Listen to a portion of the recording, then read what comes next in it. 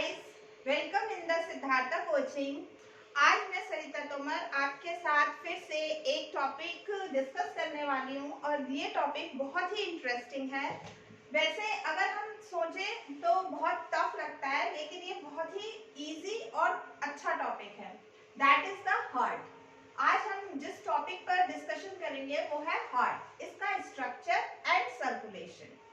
सबसे पहले जैसे कि किसी भी चीज को, किसी भी गाड़ी को चलाने के लिए हमें उसमें पेट्रोल डालना पड़ता है तब वो चलती है। उसी तरह से हमारी बॉडी तब वर्क करती है जब उसमें ब्लड हो और उसका सर्कुलेशन हो। तो हार्ट जो है वो बहुत ही इम्पोर्टेंट फंक्शन करता है हमारी बॉडी में। तो first of all, what is the heart? Heart is a thick muscular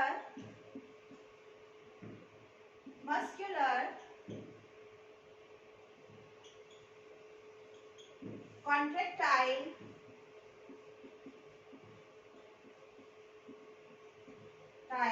and automatic pulsating organ in our body. This is the very soft organ of our body. अब heart में जो circulation है वो दो तरह का होता है। अगर हम बात करें सर्कुलेशन की, तो हार्ट का जो सर्कुलेशन है वो टू टाइप्स का होता है। The first is open circulatory system and second is close circulatory system.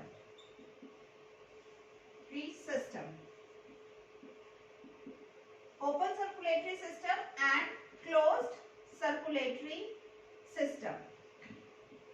इसमें कंफ्यूज होने वाली कोई भी बात नहीं है, ये बहुत ही सिंपल है।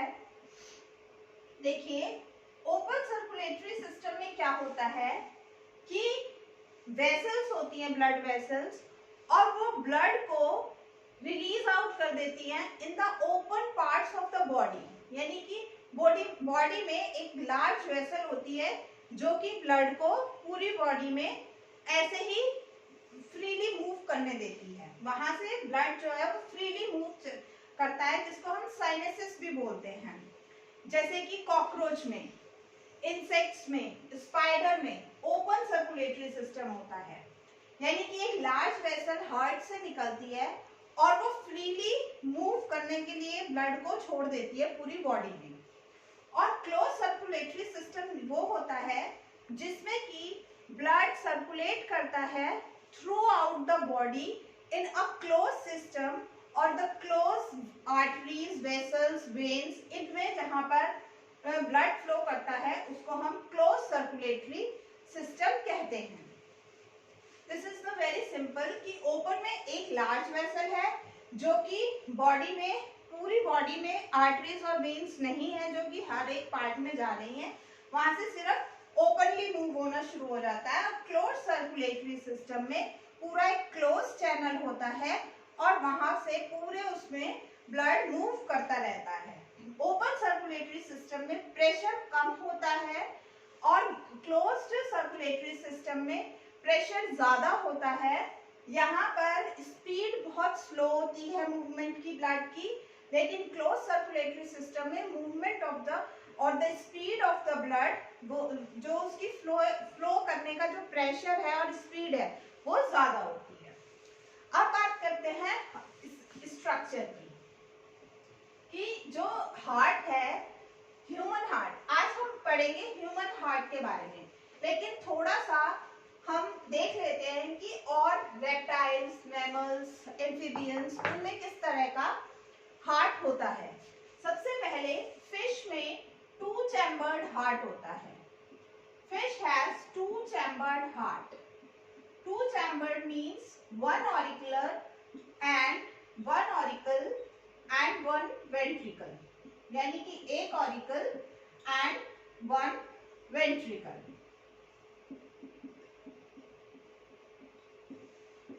टू चैम्बर्ड हार्ट है। इसके बाद एम्फीबियंस में जो हार्ट होता है वो 3 चैम्बर्ड होता है। Amphibians has 3 chambered heart, 3 chambered यानी कि 3 चैम्बर होते हैं। इसके बाद रेप्टाइल्स, रेप्टाइल्स में 3 चैम्बर्ड है but 3 chambered but functionally 4 chambered, लेकिन फंक्शन वो 4 चैम्बर की तरह करता है। बीच में एक सेप्टम होता है, लेयर, जो कि खुलती और बंद होती रहती है। 3 chambered but functionally 4 chambered, functionally 4 chambered. और इसको हम कह सकते हैं इनकम्प्लीट 4 चैम्बर्ड हार्ट, यानी कि रेप्टाइल्स में कैसा होता है, incomplete 4 chambered heart. But there is the exception कि क्रोकोडाइल्स में कंप्लीट 4 चैम्बर्ड हार्ट होता है। आप जो हमारे बर्ड्स हैं, बर्ड्स और मैमल्स में कंप्लीट 4 चैम्बर्ड हार्ट होता है, बर्ड्स, मैमल्स एंड क्रोकोडाइल्स। क्योंकि क्रोकोडाइल रेप्टाइल्स है लेकिन वहां पर 3 चैम्बर्ड हार्ट नहीं होता, 4 चैम्बर्ड हार्ट होता है। Birds, mammals and crocodiles has 4 chambered heart. 4 chambered means 2 auricle and 2 ventricle. ये बहुत ही सिंपल सा है। फिश में 2 चैम्बर्ड हार्ट है, एम्फीबियंस में 3 चैम्बर्ड हार्ट होता है, रेप्टाइल्स में 3 चैम्बर्ड लेकिन फंक्शनली 4 चैम्बर्ड होता है। 3 ही चैम्बर होते हैं बट एक चैम्बर में फ्लैप होता है जो कि खुलता और बंद होता रहता है, जिसकी वजह से ये फंक्शन 4 चैम्बर की तरह करता है, लेकिन काउंट करे जाए तो 3 चैम्बर्ड है। बर्ड्स, मैमल्स और एक्सेप्शन जो रेप्टाइल्स में है वो क्रोकोडाइल है, इनमें कंप्लीट 4 चैम्बर्ड हार्ट है जिसमें कि 2 ऑरिकल्स एंड 2 वेंट्रिकल्स हैं। अब सबसे पहले हम बात कर लेते हैं स्ट्रक्चर ऑफ द हार्ट, कि हार्ट का स्ट्रक्चर कैसा है। अगर देखा जाए तो नॉर्मली हम कॉपी पे जिस तरह का हार्ट बनाते हैं, that is not the structure of the heart. Heart का जो स्ट्रक्चर है वो बहुत ही डिफरेंट होता है। हार्ट जो है वो थोड़ा कॉम्प्लिकेटेड है, बहुत सारी आर्टरीज एंड वेन्स हैं। तो इसको अगर हम आराम से समझेंगे तो बहुत सिंपल है। सबसे पहले मैंने बताया कि ह्यूमन हार्ट जो है वो 4 चैम्बर्ड है, यानी कि right auricle, right ventricle, left auricle and left ventricle. तो ये 4 चैम्बर्स हो गए हार्ट में। सबसे पहले इसके स्ट्रक्चर में हम देखेंगे कि ये 4 चैम्बर्ड है, यानी कि एक चैम्बर ये राइट ऑरिकल, दूसरा चैम्बर राइट वेंट्रिकल, तीसरा राइट ऑरिकल और चौथा left auricle and left ventricle. अब इसके बाद ये इसके राइट ऑरिकल और वेंट्रिकल के बीच में एक वॉल्व प्रेजेंट होता है जिसको हम बोलते हैं ट्राइकस्ट्रेट वॉल्व, और इन लेफ्ट ऑरिकल और लेफ्ट वेंट्रिकल के बीच में एक वॉल्व है जिसे मिट्रल वॉल्व या फिर बाइकस्ट्रेट वॉल्व भी कहते हैं। इसके अलावा यहाँ पर 2 वेना कावास हैं, one is superior vena cava, second one is inferior vena cava. इसके बाद एक पल्मोनरी आर्टरी है that is bifurcated into the 2, bifurcation यानी कि एक ही आगे चल के 2 में डिवाइड हो जाना, that is the bifurcation। तो पल्मोनरी एक आर्टरी है जो कि 2 में डिवाइड हो जाती है। इसके अलावा 2 हमारी पल्मोनरी 4 पल्मोनरी वेन्स हैं जिसमें कि 2 हमारी लेफ्ट लंग में जाती है और 2 हमारी राइट लंग से आती हैं, ठीक है, वहां से वापस आती हैं। तो ये हमारा सिंपल स्ट्रक्चर है। और यहाँ पर जो एक राइट पोर्शन है, यहाँ पर कनेक्शन होता है पल्मोनरी आर्टरी का, और जो लेफ्ट पोर्शन है लेफ्ट ऑरिकल और वेंट्रिकल से, जो हमारी जो वेन जा रही है दैट इज एओर्टा। ये सबसे थिकेस्ट होती है, thickest and biggest, this is the aorta. इसके बाद अब हम देखते हैं कि सर्कुलेशन किस तरह से हो रहा है। ठीक है, सबसे पहले क्या होता है कि हमारे हार्ट के, जैसे कि हमारा हार्ट लेफ्ट साइड पर प्रेजेंट होता है, यहाँ से नीचे के पोर्शन से जितना भी डीऑक्सीजनेटेड ब्लड है वो कौन सी लाती है, इंफीरियर वेना कावा।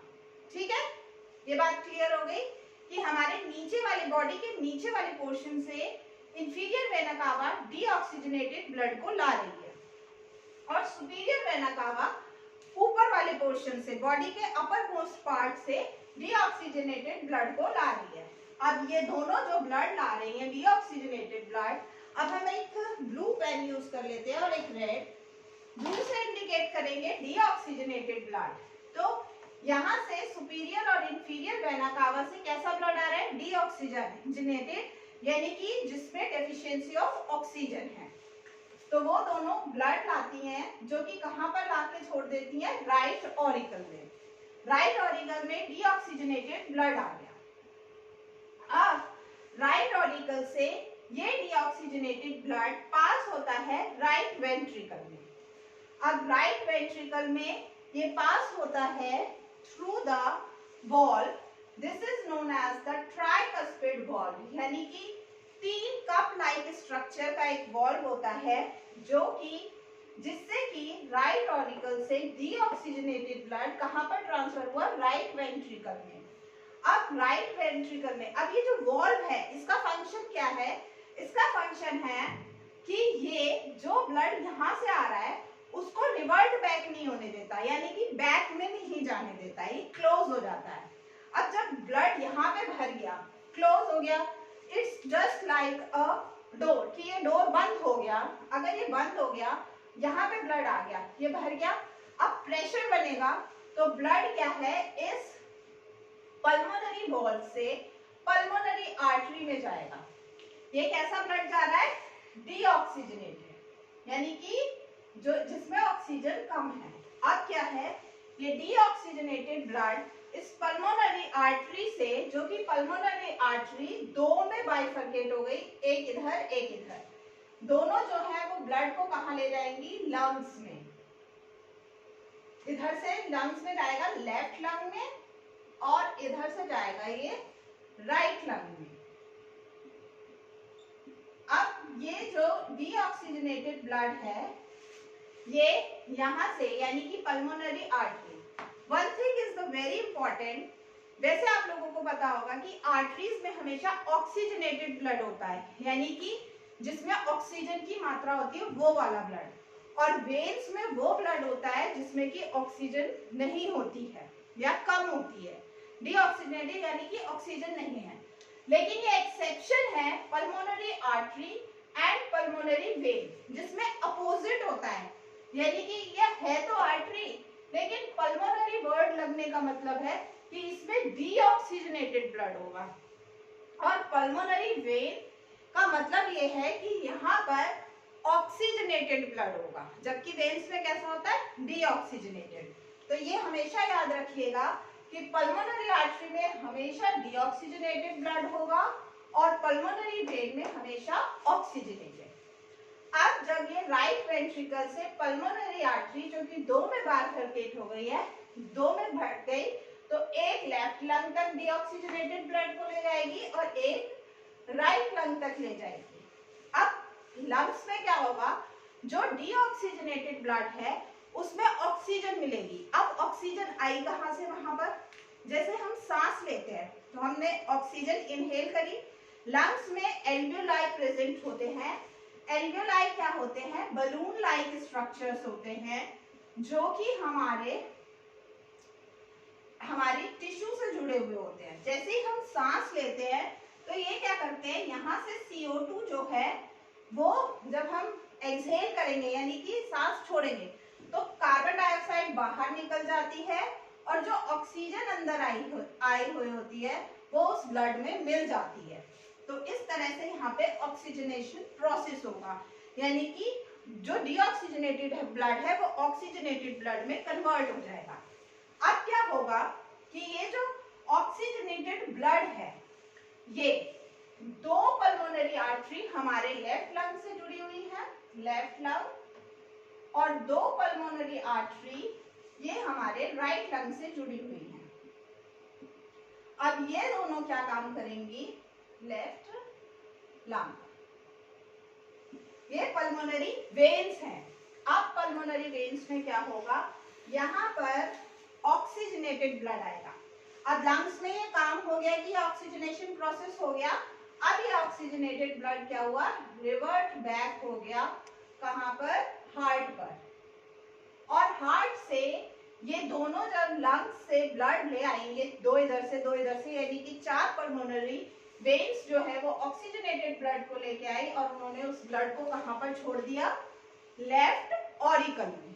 अब लेफ्ट ऑरिकल में जब ब्लड आ गया, ये ऑक्सीजनेटेड ब्लड है, अब ये ऑक्सीजनेटेड ब्लड लेफ्ट ऑरिकल से लेफ्ट वेंट्रिकल में जाएगा थ्रू अ वॉल्व। यहाँ पर भी एक वॉल्व प्रेजेंट है जिसको हम बोलते हैं मिट्रल वॉल्व और बाइकस्पेड, क्योंकि ये दो कप लाइक स्ट्रक्चर से बाइकस्पेड, जो कि दो कप लाइक स्ट्रक्चर जैसी संरचना है वॉल्व, इससे ये ब्लड हमारा चला जाएगा लेफ्ट वेंट्रिकल में।